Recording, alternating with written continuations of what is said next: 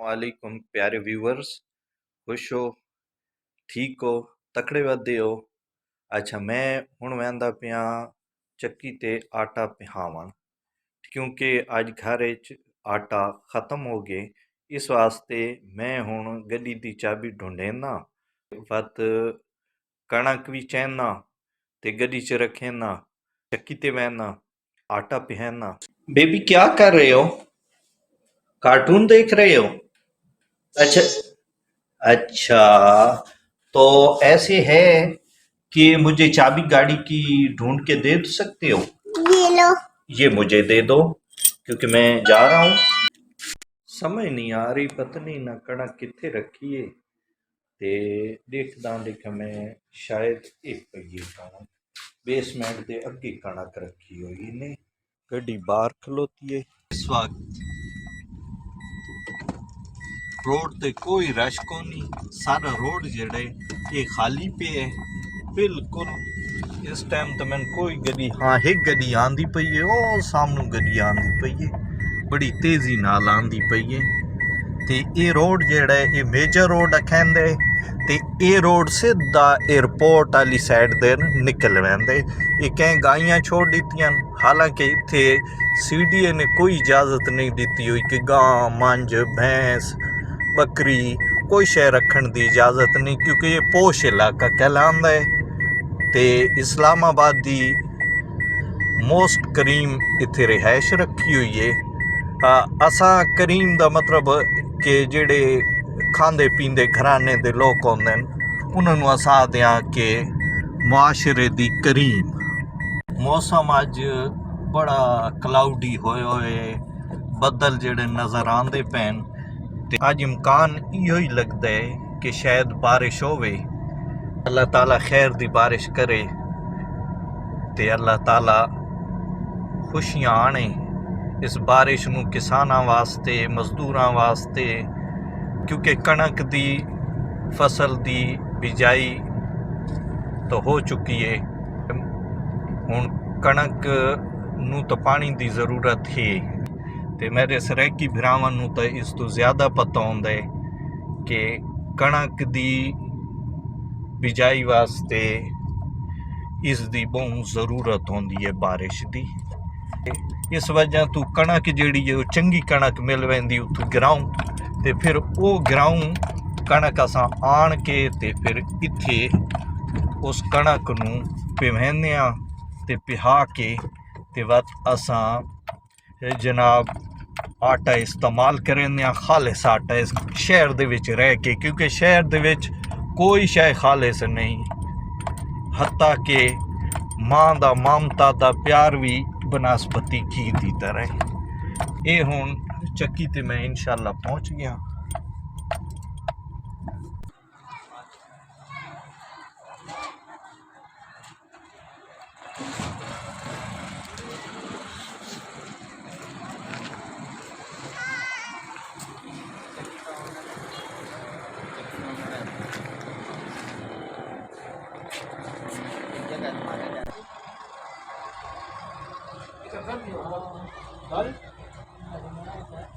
ये कितने किलो थी? 16 70। अच्छा, सफाई भी करनी है ना? ठीक है, हाँ सफाई भी आपने तो साथ दर्ज कर लें। मिलेगी कब?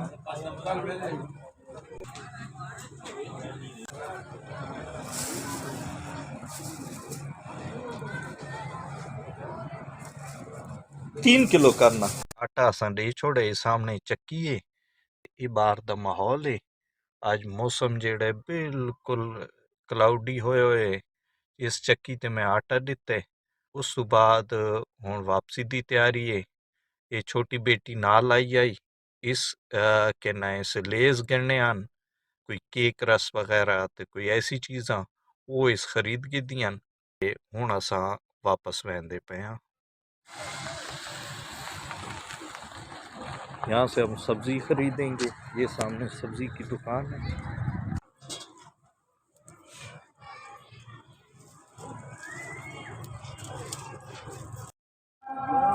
इसमें क्या क्या डाला है? इसमें आलू आलू और मटर डालें। तो आलू किस तरह है? आलू 60 रुपए और मटर? मटर 100 रुपए। 100 रुपये। अच्छा, सेब किस तरह है? सेब 300 वाले भी है, 200 वाले भी है, 120 वाले भी है। अच्छा अच्छी। अच्छा, ज्यादा गर्मी है सर्दी है? गर्मी है सर्दी है? आज सर्दी बहुत ज्यादा है। आज बहुत ज्यादा है। हाँ, कल बारिश का इम्कान है, इस वजह से असल में आज बादल भी बहुत है ना। बादल बहुत है। ये देखो ना, वो सारे सामने बादल हैं। बादल बहुत ज्यादा है। हाँ। कौन सा मोबाइल है? Vivo Y21 है क्या? कौन से? Vivo 21। Y21 है ना? हाँ। Pro है क्या? कौन आप सा है? इसकी मशहूरी कर रहे हो यार, Pro है Vivo कौन सा कंपनी है? के साथ। हाँ, प्रो है? ये प्रो नहीं है। प्रो नहीं है? प्रो नहीं है। हम प्रो लेना वाले हैं। आप लेने वाला है? अच्छा अच्छा, माशाल्लाह आपने माशाल्लाह। नगद लिए कि किस्तों से? नकद लिया है हमने। ठीक है। कितने का पड़ा है? ये 26,000 का अच्छा, पूरा? पूरा जो है ये 26,000 का है। ये प्रो नहीं है ना? प्रो हाँ, महंगा है। आप मोबाइल कंपनी वालों को कुछ कहना चाहते हो, उसको कोई पैगाम देना चाहते हो? हाँ, बस देना चाहते हैं, पर मोबाइल वाला बस मोबाइल बेचने पर रेट भाई हाई कर दिए। अच्छा, आपका मतलब है मोबाइल पास होना चाहिए, होना चाहिए खाने को मिले ना मिले। क्या बात की है खान साहब ने प्यारी। कहते खाने को कुछ मिले ना मिले, यूट्यूब पे हमने जो है वीडियो देखनी है। मोबाइल के बगैर कोई क्या नाम है, टाइम नहीं गुजरता ना मोबाइल के बगैर। मोबाइल के बगैर जिंदगी है नहीं है ना? बेरंग है ना। बेरंग है। हाँ, वो डाले को भी थोड़ा सा लाओ। खाना नून। खाना नून भी आ जाते हैं। खाना नून चला गया ना, दूर चला गया। और ये दिलावर खान दुकान नहीं चलाता? चलाता है ना, क्यों नहीं चलाता? जब भी आओ खाली होती है। दिलावर खान उधर भी गया हुआ है। ये देखो छोटा हंस रहा है ना। छोटा खानदान। आप क्यों हंस रहे हैं? हम की आदत है इसमें। ओए होए ये तो नवा होए, टेंशन हो गया। इधर आप हाथ हिला दो, आपको लोग देख रहे हैं। ये देखो, अभी इन्होंने जो है फटियों का रगड़ निकालना है। ये देखो ये देखो यार, ये तो नुकसान है, लेकिन क्या करें, इनको आग भी इन्होंने जलानी है। आप पख्तून भाइयों को क्या पैगाम देना चाहते हैं, पश्तो में दें? हाँ, जमा रुणो तो दा पैगाम दे रुणा छेड़ते या बाद से सलामुना सिंगा ए खफो ए करा बस खो खुशहाल जिंदगी तेरा होए दा पालतू खलक ते सेट तक होए खा खा बस दा पैगाम दे रुणा खा बाद से जबरदस्त शाद। शाम नू तकरीबन इत्थे गहमा गहमी शुरू हो वेंदी है, क्योंकि लोग वाक ते निकलते हैं, घरां चों बाहर निकलते हैं। ये सामने थे ये सारी पार्क एक होर बनती पई है, सामने पार्क है, ये पार्क बनती पई है। ये जाओ है जिथे ऐदे वफा दी शूटिंग हुई आई, ड्रामा जड़ा मशहूर ड्रामा है ऐदे वफा दी शूटिंग हुई आई, उस जा ते पार्क बनती पई है। ते इस टाइम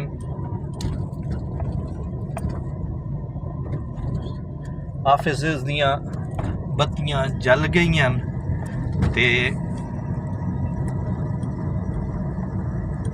हुण असां रफीउल्ला शहीद चौक पहुंचना लिया।